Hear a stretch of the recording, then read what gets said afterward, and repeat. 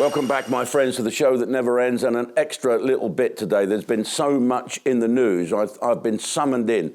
Vicky has said, you better get in and have some of this news. You won't believe what is happening.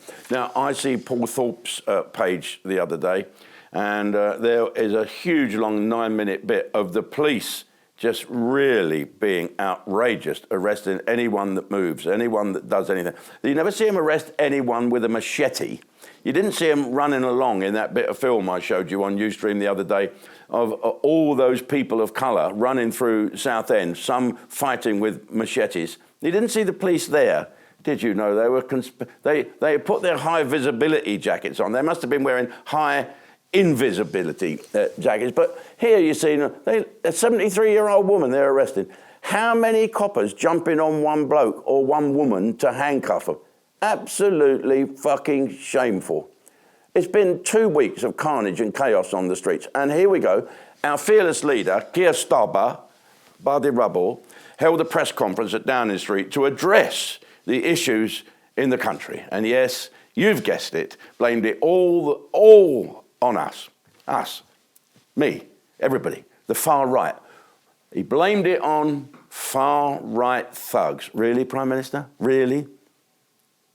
Now, just let me say, I don't relish looking at people beating up police officers. You shouldn't hit police officers. There should be an unwritten rule.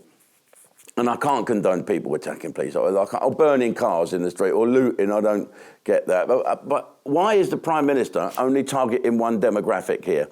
And does he really believe that all of those people on the streets demanding something to be done in this country after 3 innocent children were murdered, right, stabbed to death, that he think that they're far-right people? They're not far-right people, Prime Minister. They're millions. The millions of Brits are sick and tired of all colours, are seeing this country go to rat shit. They're scared at the scale of illegal migration, aren't they? Again, Paul Thorpe. He went to some hotel, and there's little guys have been there for 2 years. Happy as pigs in shit, sitting in the garden. Oh, you can't come in here, this is private property. Did you see that on YouTube? Have a look. People are scared to death at the scale of illegal migration. No one voted for that. They're sick of seeing people running around with machetes and carrying knives, and they're terrified at seeing the fabric of this once great country destroyed. Prime Minister, if you were any sort of Prime Minister addressing the chaos of the past couple of weeks, you would have had the balls to mention all of the riots and horrific events that have taken place. But strangely enough, you chose to only mention the one in Southport involving, you've guessed it, predominantly working class men. Why is that, Prime Minister?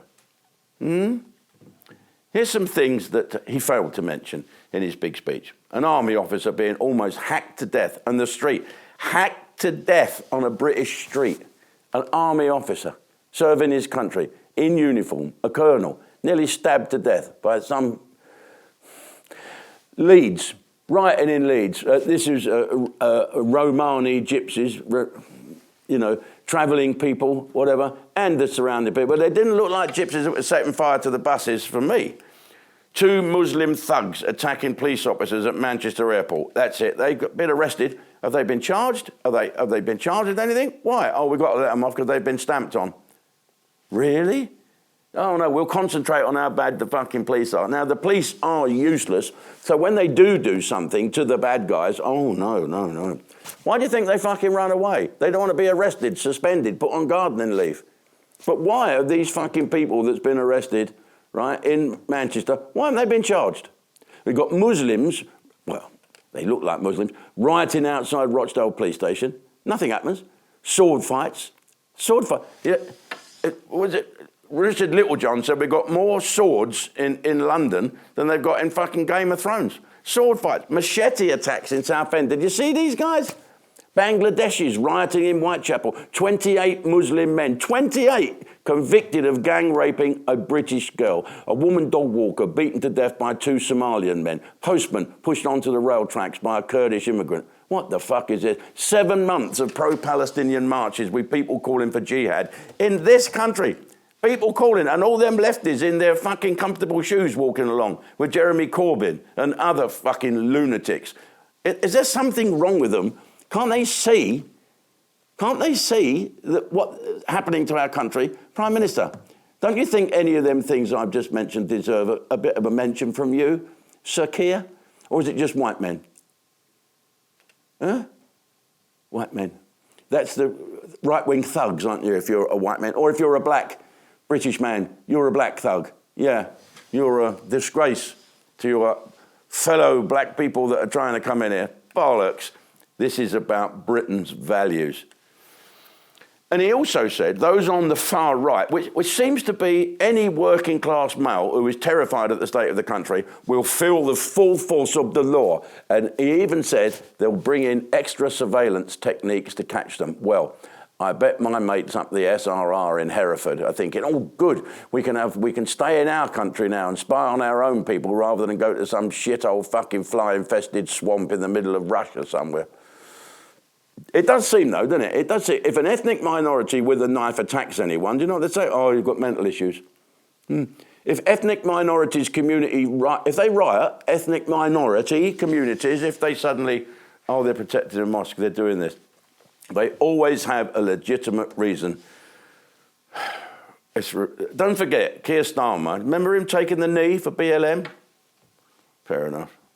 But he was taking the knee for BLM rioters during the COVID, when protesting was illegal at the time. But if working class white folk oppose what's going on in this country, I'm going to stop saying white folk. I'm talking about working class, black, white, brown people of this country. Decent fucking people, the backbone of this country. The great ingredients that make us probably the best cake in the world. But someone left the cake out in the rain. I don't think that I could take it because it took so long to bake it. And I'll never have the recipe again. Oh, no. MacArthur Park. They'll be rioting in there soon.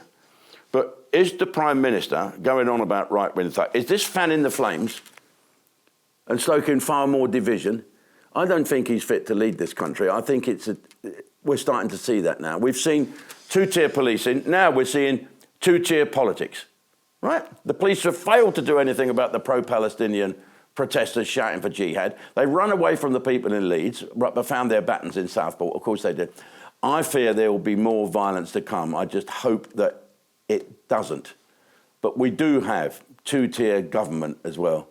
The other thing the left are doing is, of course, blaming Nigel Farage and Lee Anderson for good measure, and probably me and a few others, Paul Thorpe and Katie Hopkins. Right, they blame us for all the trouble, claiming Nigel Farage incited it. Really? So one man asking questions millions of Brits want answers to is the root of all these issues. He's the root of all the... For fuck's sake. Do you know, Nigel is such an easy target for them, isn't he? Because he's saying what most people are thinking. Right, Prime Minister, in your first month, Labour has pissed off the pensioners by taking away their winter fuel payments and now pissed off the working class by telling them they're all thugs. You're all thugs who should shut up. Good start, Labour. I thought you're supposed to represent the people of this country. I thought you're supposed to represent working class people. That's it. It's a giveaway. Labour, workers. Now let's talk about the piece of shit who stabbed these girls. Right, he's been named now. He has been named as a 17-year-old Axel Mugwana Rugabuka Kanabaka. I can't even pronounce his fucking name. I don't want to say it. Normally, we can't name defendants, they say, under 18, but the judge has lifted the restrictions. Well done, Judge. Well, there's no level of hate felt for this person, if you can call him that. Apparently, he smirked through the court hearing, and he was officially charged with 3 counts of murder. He thought that was quite good, 10 counts of attempted murder. And now they're saying he suffers from autism. That's a surprise, isn't it? Suffering from autism does not make you go out and murder little girls. I've been around autism lately. I've seen autistic people. I know autistic people. I've been reading a lot about autism. Not one paragraph anywhere says it allows you to go out and murder someone. You have to be accountable for what you're doing. And who was caring for him? Who was caring for this guy? What about the parents? Were they getting a carer's allowance? Were they supposed to be caring for this kid? Oh, no. Well, we don't know what he did. He just went out and murdered someone. It's not as we can do anything about that. He's a fucking animal. It turns out he was expelled from school for carrying a knife.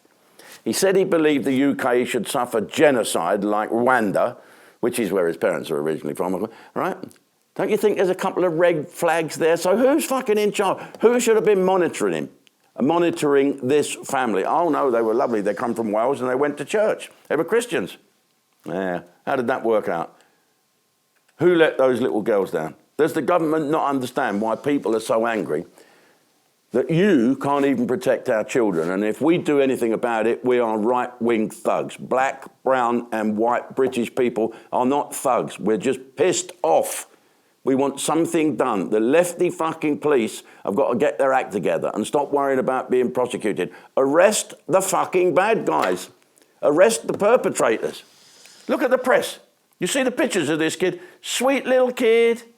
What are they trying to show? Oh, he's an angelic boy. Something must have gone. Well, it don't wash for me. He's a fucking animal, pure evil. And let's hope that justice is served. I'm saying all this. I don't know if he's pleaded guilty or not. We don't know. The police won't tell us, will they? They don't tell us. This is what starts it. I agree with Nigel Farage that you've let us know what it is. Then there won't be any of this stuff. Don't blame right-wing thugs. Where you do need some right-wing thugs is to sort out the fucking Olympics. Did you see that geezer bash fuck out that young bird in the boxing ring? His name was Imain Khalif, right? A geezer in the women's boxing. Well, how the hell did it ever get to this? This is gender ideology. This is fucking mental. Now, and there's been lots of misinformation that this geezer Khalif is transgender, but that's not true. The truth is that he was born with DSD, differences in sex development. What's that? Intersex, condition that means he has bollocks, produces normal male levels of testosterone, that's the tadpoles, and he went through male puberty. He was raised as a girl by his family, but that's not the point, is it? He's still a bloke, and he has XY chromosomes. It was totally clear to anyone watching how dangerous it was just to let him out of the ring and bash up this fucking bird. He bashed the fuck out of her. She had to stop after 46 seconds. He punched her twice. I thought her fucking head was going to come off. Did you see it? It was horrible. How is it allowed?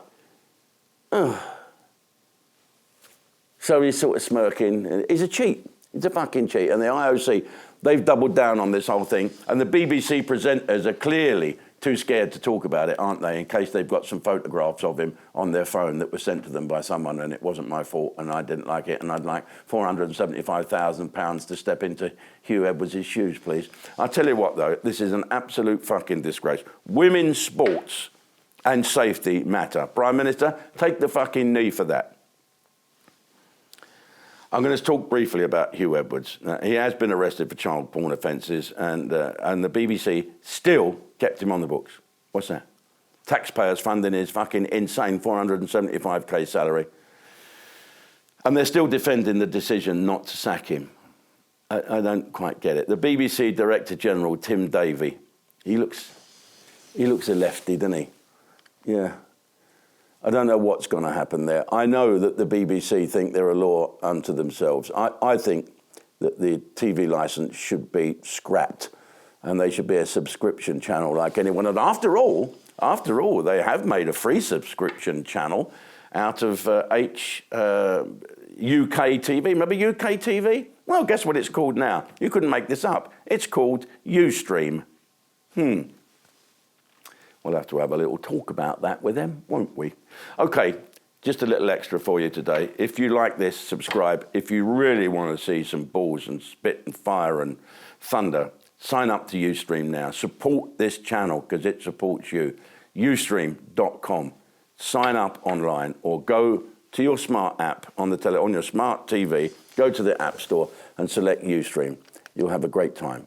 See you soon. Hello everybody, Davidson here, and I'm here to tell you of an exciting, wonderful thing. You can have a 7-day free trial to get all of the Ustream package, if you pardon the expression.